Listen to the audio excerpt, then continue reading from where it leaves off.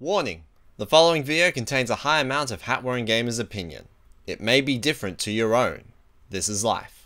Hello everyone and welcome to my review of Mario and Luigi Paper Jam Bros for the Nintendo 3DS as part of Mario and Luigi A Series Talk. If you haven't already seen the previous videos, then I'd recommend starting with Superstar Saga, and much like the previous videos, this one will also be in-depth and contain many spoilers for the entire game. Scott, what are you doing? We've got a situation.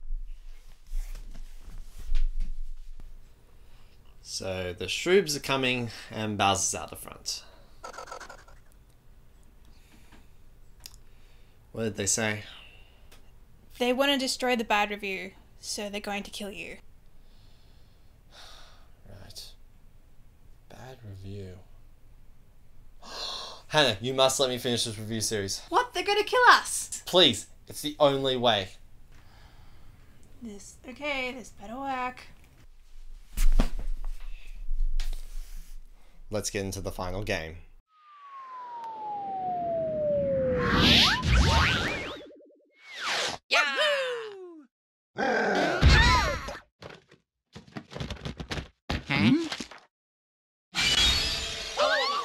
Mario and Luigi Paper Jam Bros came out in 2015, or 2016 if you live somewhere else, for the Nintendo 3DS. This game dips into the world of Paper Mario, the Mario series' other RPG line, to see what would happen if they crossed over. While I never enjoyed the Paper Mario series over the Mario and Luigi series, Paper Mario does lend itself to some very good games, including the ever popular and praised 1000 Year Door on the GameCube. But what happens when those two worlds collide? Let's dive in and find out. It's really quite simple actually. There are definitely things to like about Paper Jam Bros. For instance, Paper Jam Bros can be abbreviated to PJB. Now, I have these friends, right? They're a married couple. And you see, her name starts with a P, his name starts with a J, and their last name starts with a B. PJB. And if you don't know them, then there's nothing to like about Paper Jam Bros. Okay, so that was probably a bit harsh considering that this game has a couple of merits that I'll point out as we go, but I can't say I enjoyed this game. It has so many problems that I simply cannot justify.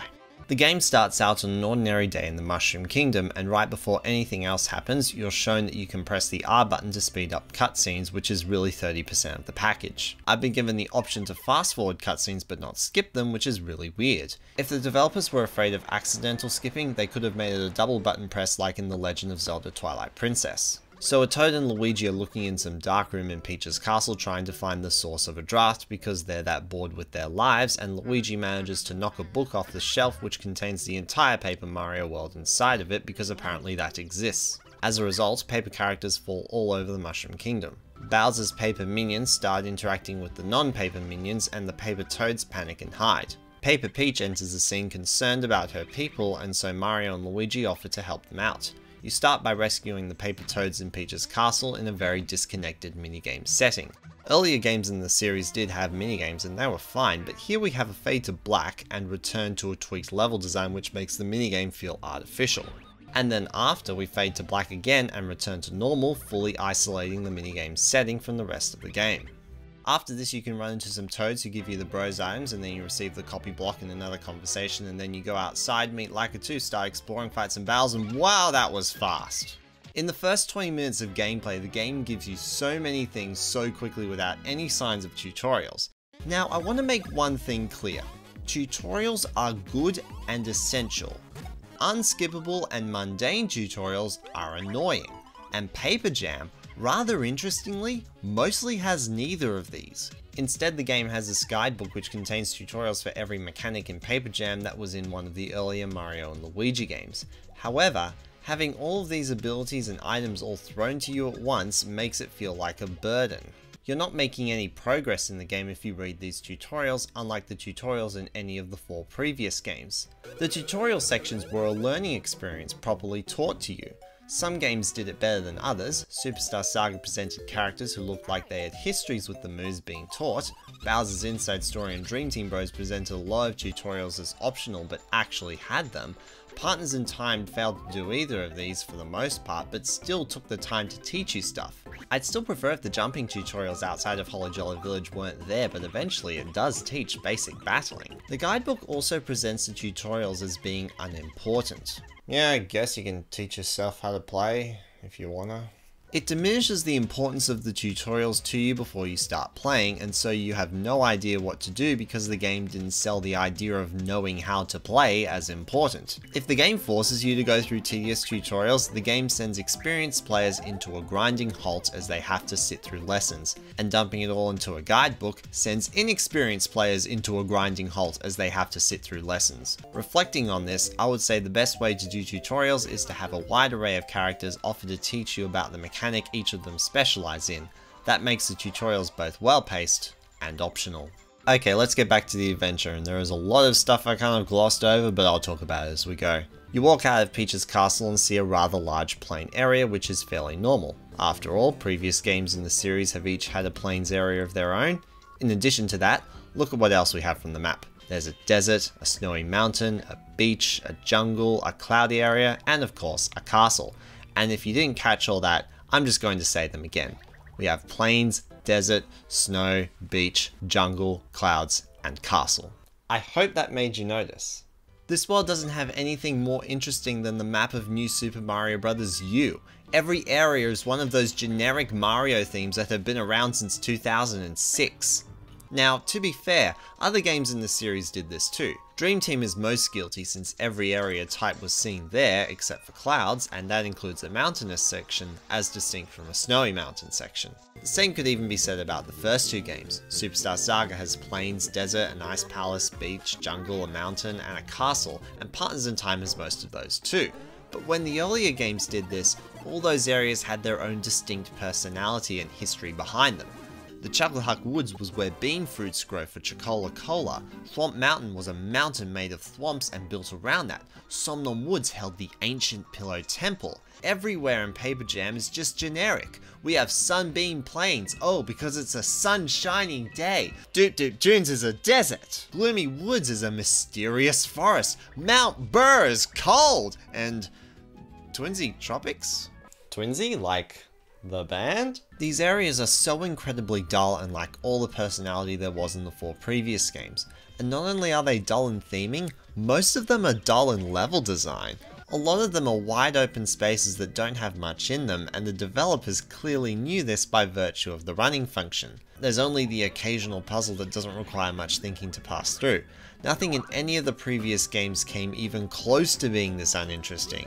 Even if they had something I didn't like, it still had something to do beyond just walking through it and fighting enemies. Anyway, when you enter Sunbeam Plains, you start fighting enemies and... fan service. As groovy as that music is, the battles in this game... oh goodness me, they're so bad. So first off, we have this red circle that appears below characters' feet if they're going to be attacked, or this white dotted circle if they might be attacked. Now, the only time you ever see the red circle is when the enemy walks up to whomever receives the red circle and charges at them, and you see the white dotted circle whenever you need to look out for a signal from the enemy to determine who's getting attacked. What I can't wrap my head around is why the circles are even here, because they're so utterly pointless. If there was no red circle and a Goomba charged at Mario, I already know to jump Mario because the Goomba walks right up to him. And if there was no white dotted circle, I know to look out for a signal since there's no enemy walking up to someone on my side. These circles say nothing, and on top of that are a blatant insult to your intelligence, seeing these act as if the enemy's actions weren't enough. There's plenty more to talk about in regards to battles, but more on that later. After you walk around Sunbeam Plains a bit, you encounter a battle where Mario and Luigi are in a forced death scenario, and to the rescue comes Paper Mario. Now I must admit, I thought the sequence was done rather well as Paper Mario comes to the rescue for Mario and Luigi. With his own abilities, he conquers what took down the bros defensively and offensively. It's just a shame that the positives don't continue. Paper Mario meets with the bros and they get all happy and friendly with each other, and Starlo gives Paper Mario the copy block, something that they were given at the start of the game for no other reason than plot convenience. Controlling the 3 of them in the field is a nightmare. Paper Mario is attached to the Y button, which makes jumping the 3 of them sequentially rather awkward. The angle and movement of my thumb on the buttons has to be horridly changed as I hold the 3DS. Alternatively, the X buttons can be used to jump them all together, but they don't jump as high, and the higher jumps are still required all over the game. The X button itself is primarily for the aforementioned running function, but it only acts as a cover for the 2 things I described earlier. faster movement to get around the empty level design, and an altogether jump to alleviate the awkward thumb position of pressing A, B, and Y one after the other. Overall, thanks to the awkward way of jumping, Paper Mario's inclusion overloaded the lineup, making him feel like a third wheel. Although sometimes I feel like Luigi is the third wheel. Or fifth wheel, either's good. And then there's battling with Paper Mario. The battles don't take a lot of advantage of the kinds of battle mechanics found in Paper Mario, with one exception. The one exception, which is something I actually like, is pressing X to do a block dodge, which is easier to do and reduces damage but doesn't alleviate all damage like the jumps. I think it works well and has a nice balance to it because it's easier to do, but you still take damage and is part of the Paper Mario universe. But that's it.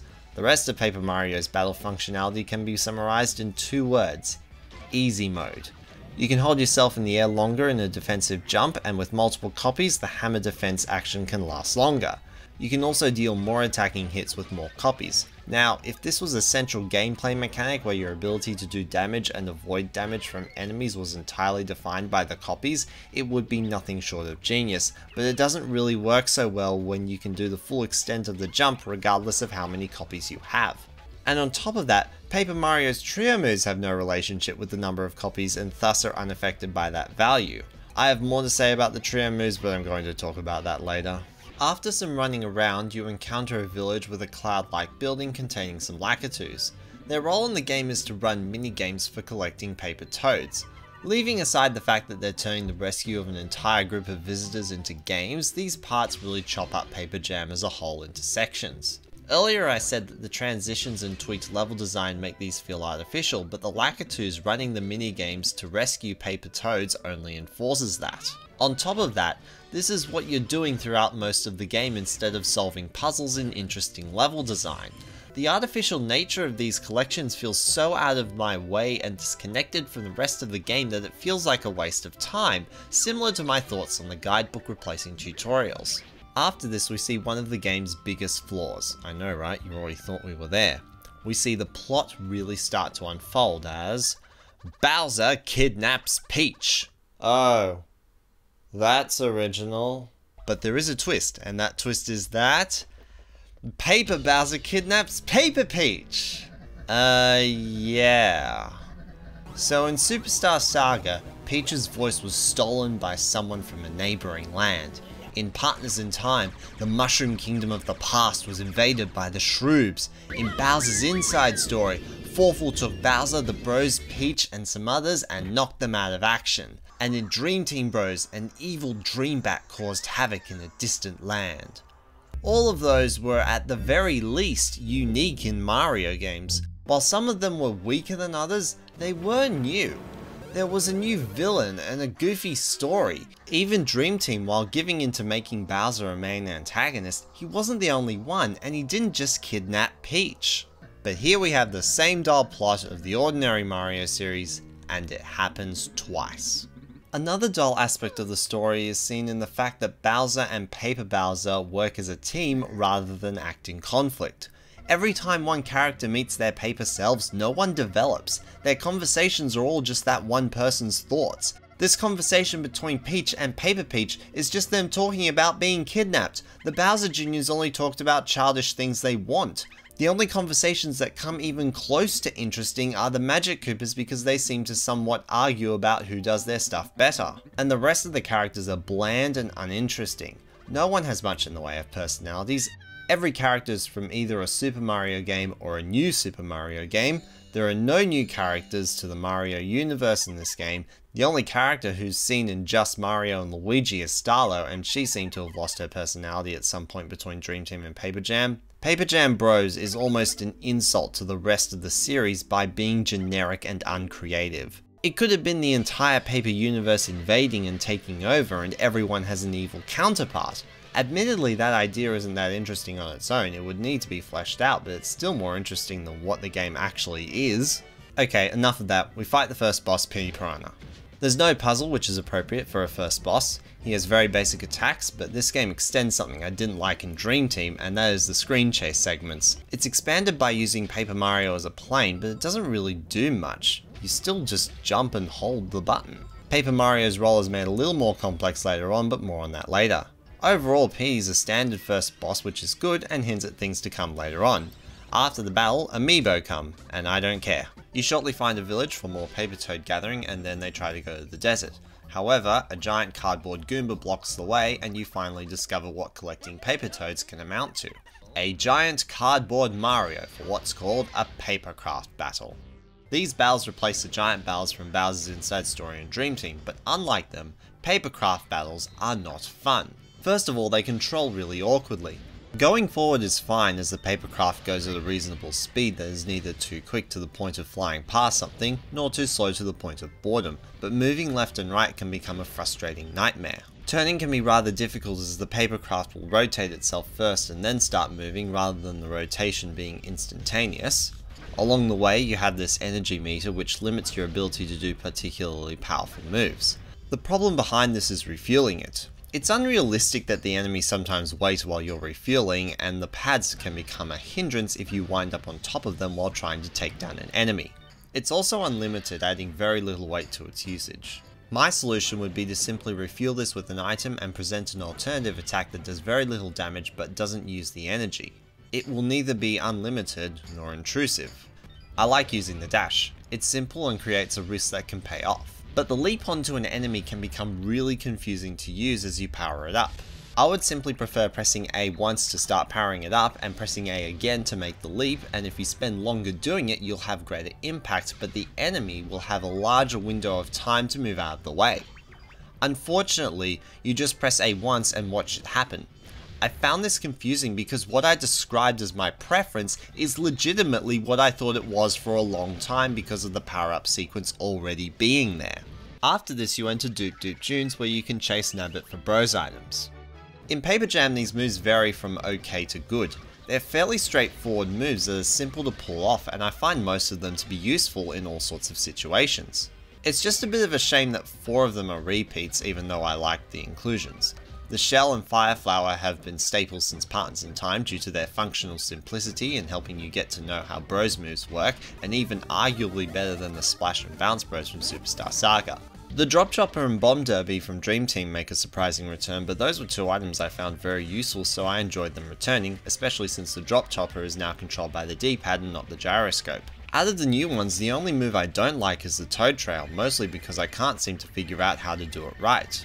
I know you're supposed to stay in the middle, but it never seems to be consistent, and sometimes I go off the path and try to get back on track, but that never seems to work. To this day, I still don't understand it. But those moves only cover Mario and Luigi. Paper Mario comes with a stack of his own 5 moves called Trio moves. What I can't stand about them is the excessively high length of time it takes to perform these moves, and that I only find one of them useful in most of the game, the Whirligig. But that's really only because I enjoy its mechanics. The Whirligig would make a pretty decent minigame.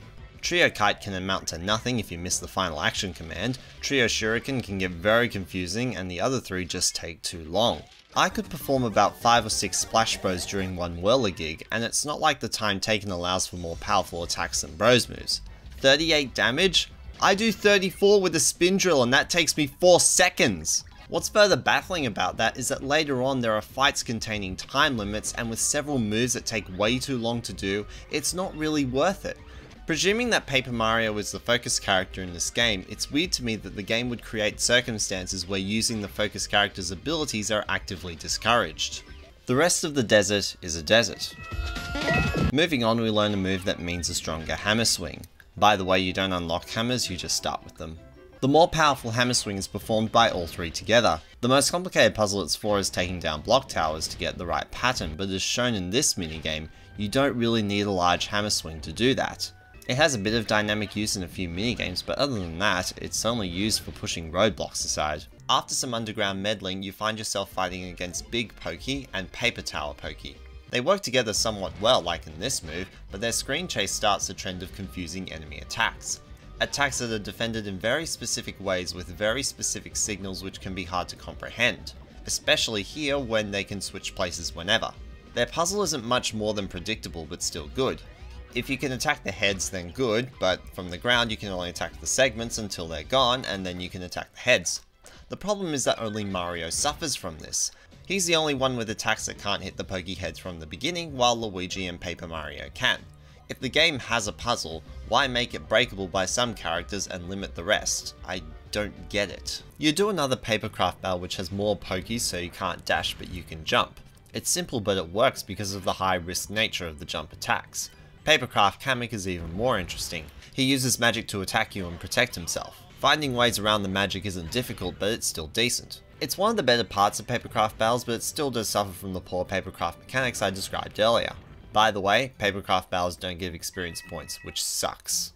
After the battle, you're approaching Bowser's castle, but the game needs to force you to do something else before the final area, so you're captured and taken into a dungeon. They eventually get out and discover some Hammer Bros have taken their command blocks. It's a good idea for a segment, but I think it should be a little later on, and the game makes you do the recollection as a minigame. I never understood why this is the case. All this does is create loading screens and forces you to get them. Now, when I say forces, you would think, oh, but you need to get it anyway. And that's true, you do need to get it anyway. But if there was no minigame structure set up, you could try to keep playing and discover you probably shouldn't be progressing without the command blocks, and therefore you go and get your stuff back. You would be getting the blocks back because you want to get them back, and not because the game told you to get them back.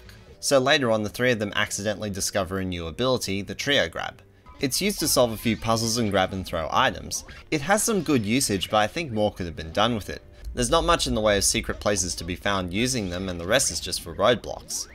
It creates a lot of shortcuts through Sunbeam Plains, and while that's nice, I just think more could have been done with it. Next thing you find whilst running around in the caves are the battle cards. The game's replacement to badges in Bowser's Inside Story and Dream Team Bros. These cards give them stat buffs and damage enemies. They do what badges did, but they're easier to activate than the badges, making them kind of overpowered. Not all setups make you overpowered, but it really isn't hard to figure out which ones do. So they're still overpowered in regards to attacking enemies. They also seem like an excuse for the horrid attacks of enemies. Earlier I addressed confusing signals in enemy attacks, and the battle card system's overpowered nature could be seen as a cover-up for this. Moving on, you run into Wendy and Roy of the Kooplings for a battle that isn't particularly interesting. There's no puzzle, it's a duo fight. They have some basic attacks, they have some stupid attacks, Wendy and Roy act like Wendy and Roy, there's nothing memorable. Moving on.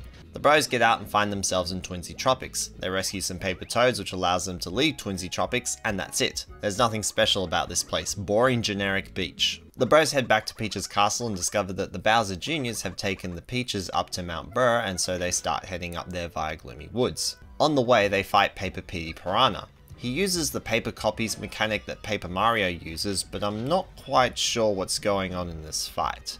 As far as I can see, Paper Petey using the copies is just a gimmick that actually has little to no significance in the fight. It's clear to me that only one of them is real and that dealing damage to the fake ones while he's lying down on the ground is useless, but you can still easily win since attacking Paper Petey while he's standing up and has copies will damage the real one regardless. And it's not made any extra challenging with the healing ability, it's just bash Paper Petey. Now that that's done, we go up to Mount Burr, and I must admit this whole segment is my favourite part of the game in one aspect, and my least favourite part in a different one. I'll start with the positives. A Wiggler greets you in the woods and demands fruit in exchange for getting out of the way. Not the first time this has happened in a Mario and Luigi game, but at least Chuckleroot was picking people who were worthy to go past him. The Wiggler was just hungry and lazy. On the whole, gathering fruit is fine, but doing it in a minigame kind of ruins the experience. Paper Jam often does this, where it just turns perfectly good quests into these minigames, making them feel so detached from the rest of the game. The game might as well be called Mario, Luigi, Paper Mario, and Minigames. Now remember how I said I was talking about the positives? To be fair, it does get a little better with a race against a Yoshi, and I never knew how much Yoshis cared about their running speed. It's essentially a timed challenge where doing well might mean the game tries to kick you back, in other words rubber band AI, but it's still done as a minigame. Probably did that to set up the race course, which is fair enough I guess, but it still kind of leaves a bad taste in my mouth just knowing it's a minigame setting. However, we do have some bomb throwing puzzles made possible with the trio grab.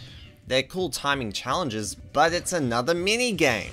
Remember, this is still supposed to be my favourite part of the game. At the end we fight the Wiggler as the boss, who is under the spell of Paper Kamek. The way this one starts reminds me of the Wiggler fight from Dream Team Bros, as a friendly Wiggler who is manipulated into a guilt-provoking boss fight. This time the Wiggler is under the spell of Paper Kamek, but still the same idea.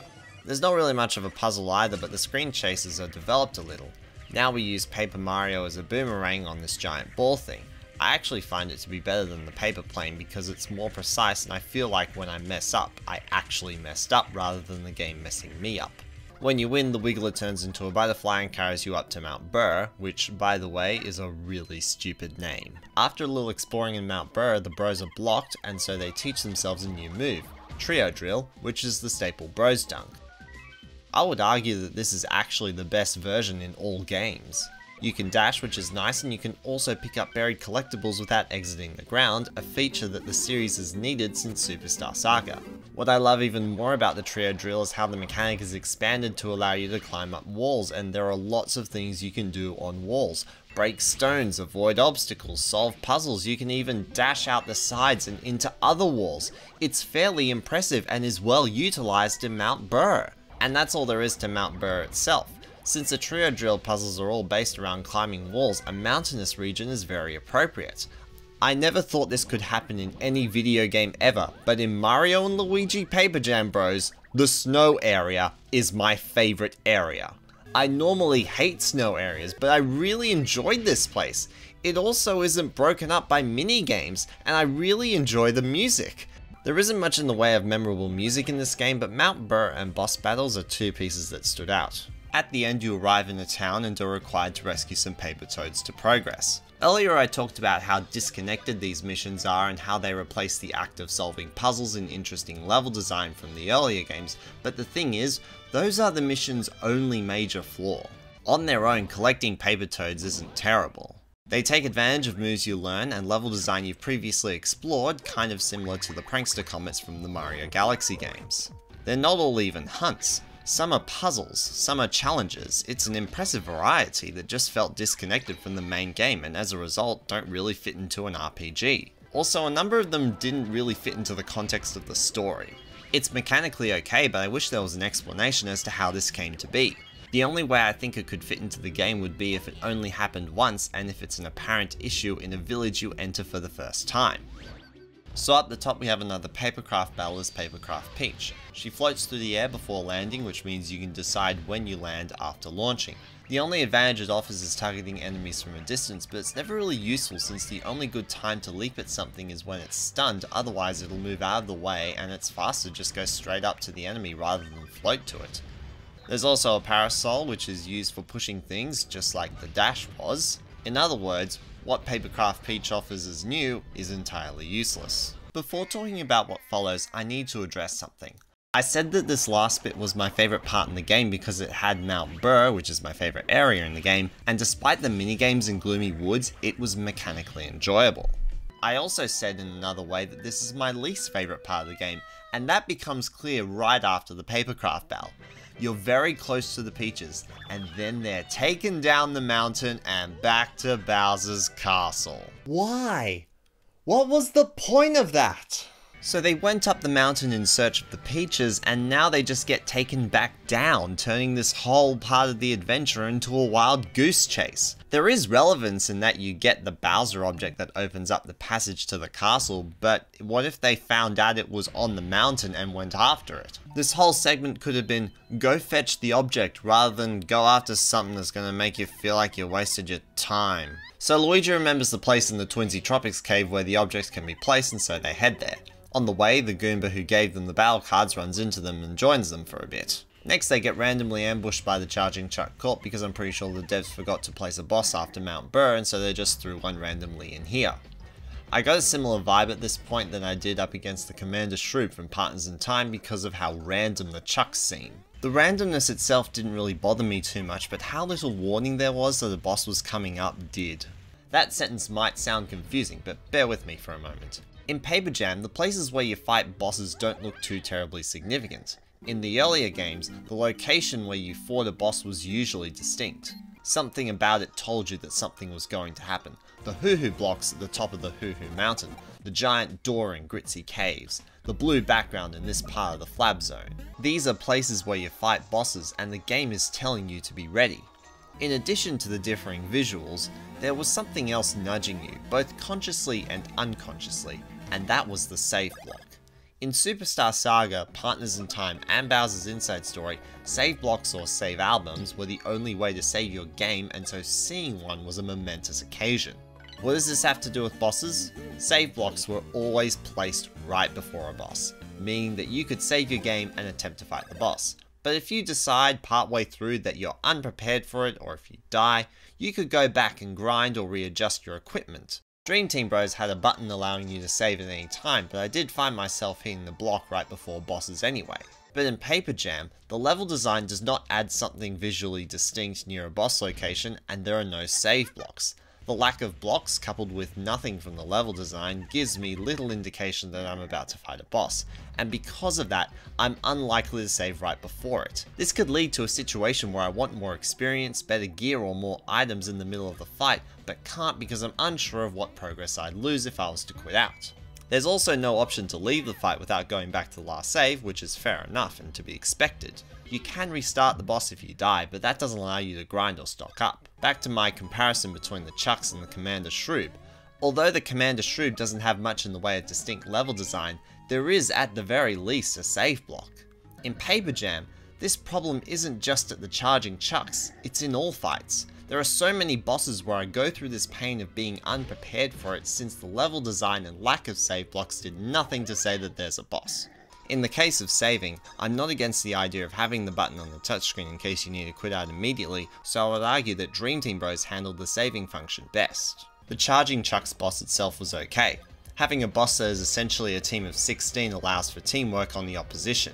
The ball kicking move and the charge move are both effective at displaying that. There's also this crappy part, but I've said enough about them. There's one part that did always bother me, and that was the fact that they keep calling more in. My only problem with this is that when you reduce the number of Chucks, they call in more, and you're like, well, what the heck? Eventually they all die, but maybe if there was a number on screen that showed how many are left to kill or how many reserves there are, it would be a little better. The bros walk back through Twinsy Tropics and down the cave where the Goomba who forced himself to the party takes the apparently named medallion. I actually didn't know what it was called before that. So you need to find the medallion by defeating enemies and following clues. I think the structure is fine, but it gets really monotonous because every single enemy is either a regular Fire Bro or a Paper Fire Bro, and it's also another darn minigame! After you get the medallion back and put it in its place, the game takes time to capitalize on its best move, the trio drill, by expanding it to allow puzzle solving when traveling between dirt walls on different columns. I find it great to see this mechanic pushed so far. It really shows what can be done with a single well-designed move. Now we have to fight some Koopalings. This fight lets Ludwig and Larry use Darkstar points for similar effects to the cards that the bros use. It adds extra weight to being attacked, but I wish it was only kept to effects that only applied to the Koopalings themselves, especially when it's 60 damage to all three with no way to prevent it. No other comments, no puzzle, moving on to Bowser's Castle. Whilst here the bros learn the trio glide, which has a certain level of challenge to it similar to the paper plane move from the Thousand Year Door. You can ascend 3 times though, allowing for more distance, but at the same time making it incredibly easy. In Thousand Year Door you had to balance it to make sure you would get a good distance, but here you just press a button and you're fine. It does get improved on very soon, but more on that later. For now you practice using it in the early parts of Bowser's Castle, and thankfully doesn't have a minigame. So you eventually make it to a Papercraft battle and play as Papercraft Yoshi.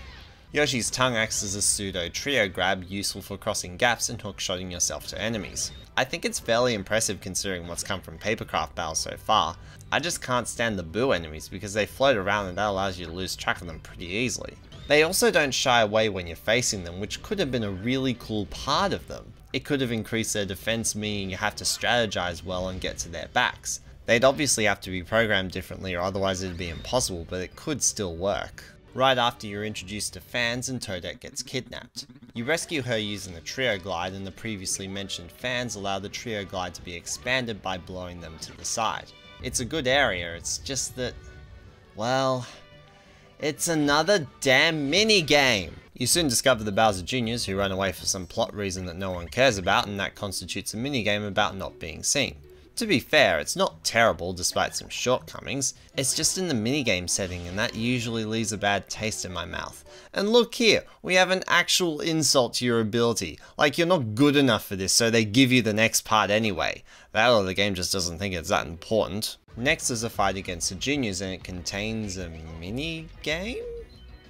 It's not the normal Paper Jam type games, but it definitely feels weird, especially since the games like whoever makes it farther doesn't get damaged by a random spike ball. The only other move of theirs I have to comment on is this move that I find kind of fun to defend against, mostly because the signals aren't invisible or only appearing for half a second like a lot of the other moves in the game. However, it's kind of a slap in the face when they do it and only one of them is alive. The puzzle is kind of annoying if you could even call it a puzzle. The juniors being in the clown cars mean that any attack coming from the side will do no damage. That's it, attack from the top and you win. You beat them, they save the peaches, and the juniors have this vastly over the top moment, and then the Bowsers show up and launch the castle into the sky, and Mario and crew fly out and the castle fires several missiles at Peach's castle, resulting in a very broken roof. I will grant that was pretty interesting. So the bros head back up to Mount Burr, but they have to go via another section of Gloomy Woods. Before going up there, let's talk about side quests. There are 3 different side quests in the game. All the optional Paper Toad missions, while probably decent, are a monotony to go through while suffering from all the other problems I've expressed. Chasing Nabbit is okay most of the time, but the last one becomes really excessive with the number of battles done, and I grow to hate Nabbit when he sleeps in the background. When I should be fighting enemies, all I think about is how much I want to strangle him. And then there's the Toad Scholars. I had to look these up to know they existed because due to the game's only NPCs being toads, they weren't distinct, not even having features while maintaining being toads. At least in the original Paper Mario, while Toad Town was full of toads, they all had distinct looks to them. This one had glasses and was surrounded by books, this one had gardening clothes and was in a garden, Tasty had an apron and was in a kitchen. These toads have distinct qualities that make them noticeable. In Paper Jam, they all look the same, making significant ones incredibly difficult to find. Back to Gloomy Woods, we get a ghost segment of the woods like a certain other game that shall remain nameless. In this, Luigi plays on his own and starts off as afraid as he was right before having to go to Guffawa Ruins, except in Superstar Saga he was brainwashed into believing he was Mario, and in Paper Jam, Starlo tried the same thing except that right after she was done, a wave of bats flew over and made Luigi scared again, undoing the whole conversation. I think I get why they did this, to make the next area more challenging to walk through because it'd be too easy if Luigi was walking normally, but why not just make the area harder to traverse, like the flames could move faster? It'd be better than walking slow. Luigi finds Mario and battles become enjoyable again, then Paper Mario comes back and battles stop being enjoyable. Again. Speaking of his return, it happens in the King Boo boss fight, which is alright. I did notice a direct move reuse from Bowser's Inside Story, but I honestly don't know what to think of that. I like the blue flame attack and how you're required to memorize the order. There's no puzzle aside from King Boo having a crown and therefore being a spiked enemy. After the fight, you solve some more puzzles in the woods and get back to the top of the mountain. A cardboard pipe appears for fast travel as well. Fast travel was introduced with as much subtlety here as it was in Superstar Saga. Not as early though, but I think, considering the way the game plays out, it's appropriate.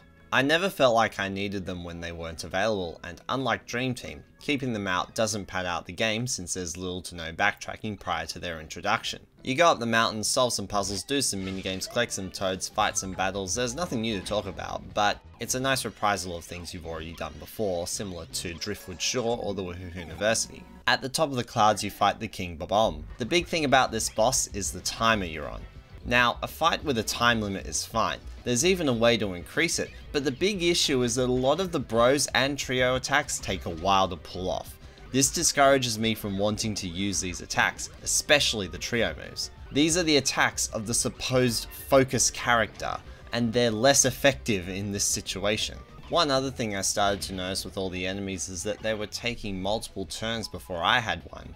I had a thought on why this might be the case, and to test it, I went back and fought an easy enemy from early in the game. Whilst doing so, I had multiple turns before my enemy had one, and my suspicions were confirmed. When one side has excessively more speed than the other, they have more turns to attack before the opponent gets one. To be honest, I don't know where I fall on this. On one hand, it's utterly annoying seeing my enemy taking multiple turns before I get my own. On the other hand, it increases the weight of the speed stat. Across the Mario and Luigi games, the speed stat just determined who moved first and the order to follow. There wasn't really a lot of value to it. The idea of blue peppers in Partners in Time puzzled me because what do? Do they make us attack in a different order? Okay. As an example of good speed stat usage, in Pokemon, you and your opponent choose attacks at the same time while the highest speed moves first, rinse and repeat. But in Mario and Luigi, it doesn't work like that. Paper Jam makes the speed stat a whole lot more important and gives you a reason to take proper care of that stat. But of course it's Paper Jam, something's gonna go wrong. And it is. But this is also a good time to bring up something pretty significant.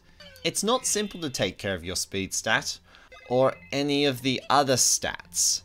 The reason for this is because the stat bonuses for level ups are completely absent.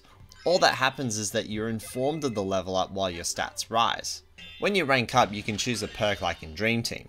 In my previous video I mentioned that Dream Team had both the level up bonuses and the rank up perks and said that the rank up perks shouldn't affect your stats, but I think that removing the bonuses isn't good because you have less control over the way the bros grow.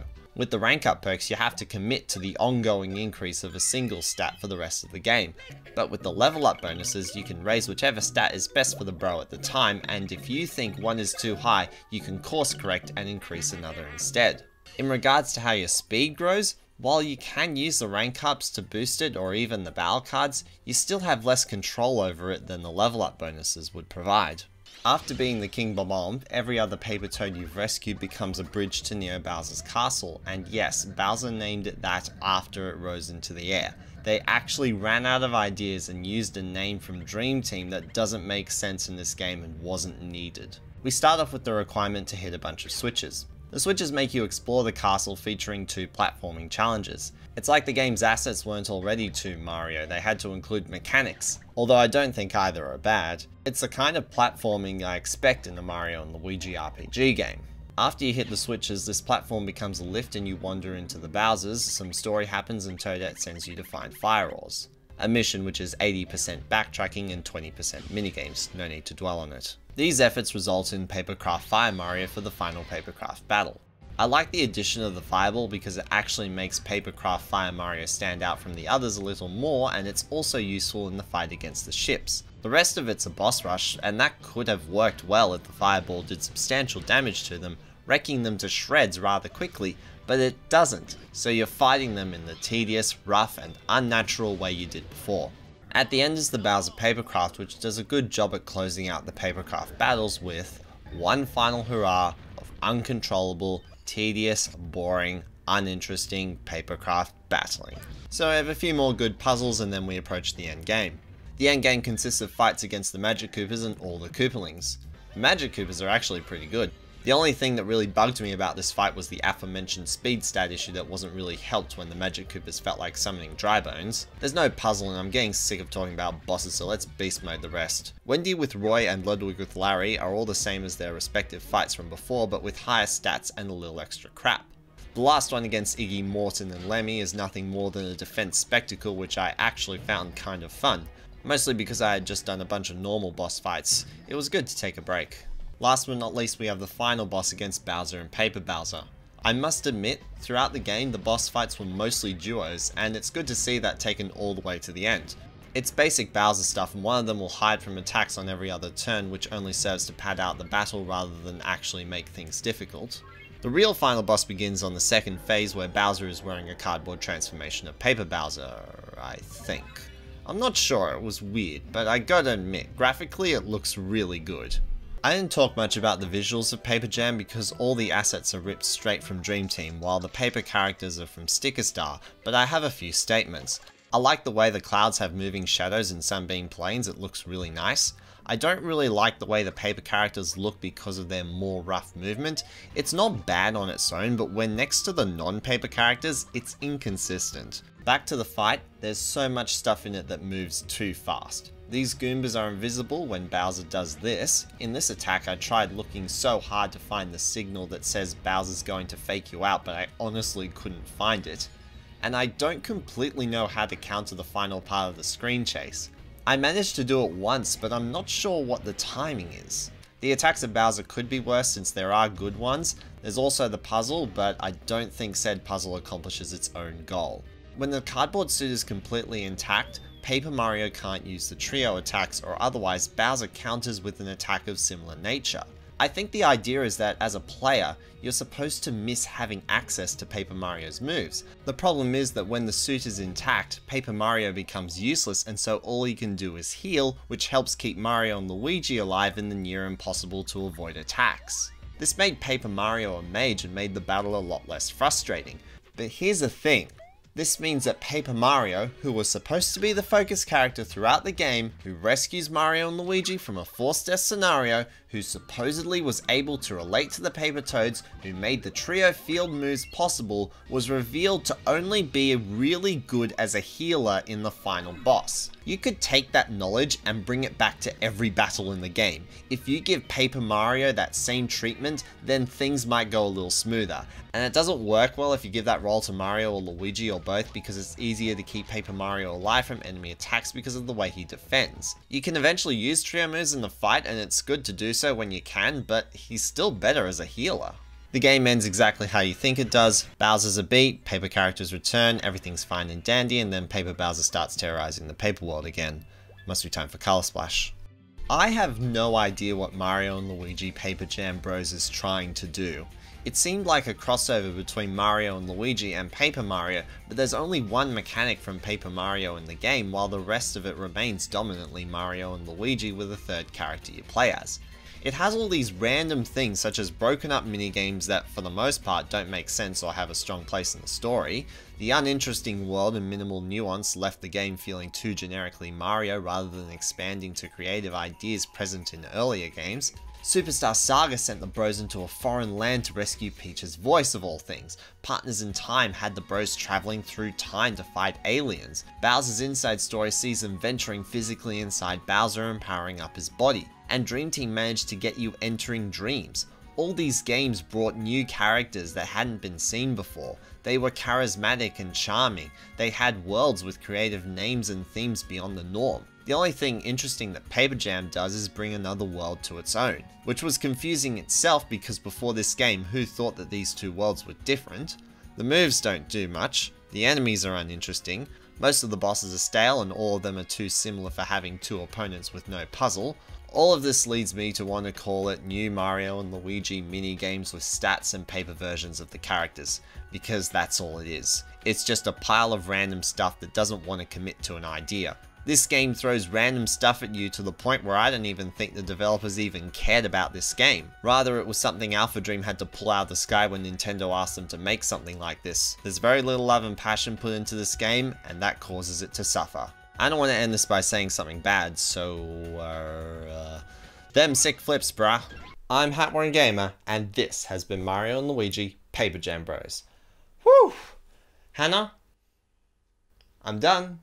Okay, but they're still out there. I'm glad their ships move fairly slowly. We need to go outside and take this with us. Bowser, I have something for you to attack. Shroobs, I have the bad review. Have it!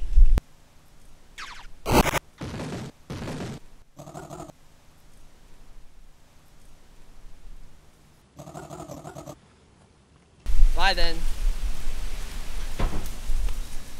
How do you know this is gonna work? Well, you see, the Shroobs wanted to destroy the bad review, right? Yeah. Well, you see, Paper Jam Bros was the bad review, and Bowser just wanted to attack something. So I just threw it up, let them fight it out, and then the Shroobs destroyed the game. Bowser killed the Shroobs before they had a chance to infect him, and then he was on his merry way. Okay, so what now? Do you want to go play some video games? Okay. Alright, cool.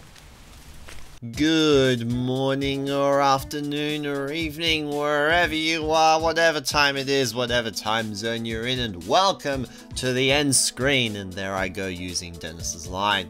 Thank you so much for watching the video on the 5th and final game in the Mario and Luigi RPG series. I'd like to spread out my usual thanks to MML, Missy Dawn, and Hannah for their assistance in this video for me. Thank you so much to the three of them. And also, just because this is the 5th video in the series on the final game, doesn't mean I'm done with the series yet. So stay tuned because the wrap-up video is coming soon. And then after that, we'll be moving on to another new project.